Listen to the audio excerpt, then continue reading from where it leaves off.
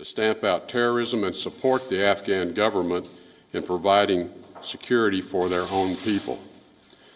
And ISIS's fraudulent caliphate in Iraq and Syria is on the brink of being completely extinguished, thanks to an aggressive new strategy led by the President.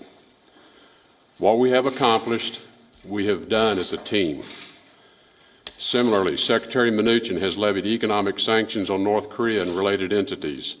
Countries must increasingly decide whether they will do business with North Korea or with the community of peace-loving nations. Ambassador Haley has spearheaded and achieved enormous success, passing the toughest UN sanctions to date on North Korea. General Mattis and I communicate virtually every day, and we agree that there must be the highest level of coordination between our diplomatic efforts and our military efforts.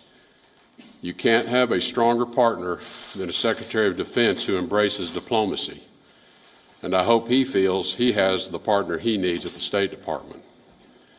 And this is just the beginning of the list of partners and friends across the government who are all working for the American people. There's much to be done, and we're just getting started.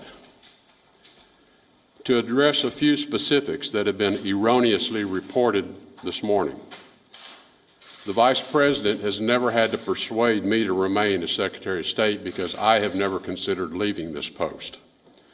I value the friendship and the counsel of the Vice President, and I admire his leadership within President Trump's administration to address the many important agendas of President Trump, both from a foreign policy perspective and a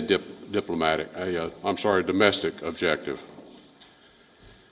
Let me tell you what I've learned about this president, whom I did not know before taking this office. He loves his country. He puts Americans and America first. He's smart. He demands results wherever he goes, and he holds those around him accountable for whether they've done the job he's asked them to do. Accountability is one of the bedrock values the President and I share. While I'm new to Washington, I have learned that there are some who try to sow dissension to advance their own agenda by tearing others apart in an effort to undermine President Trump's own agenda. I do not, and I will not operate that way. And the same applies to everyone on my team here at the State Department. When I wake up in the morning, my first thoughts are about the safety of our citizens at home and abroad. There's no more important responsibility I carry with me than ensuring that Americans are safe. Providing for the security of the United States must be the #1 goal of our American foreign policy. President Trump and his administration will keep moving forward as one team with one mission, doing great things for the United States of America to make America great again.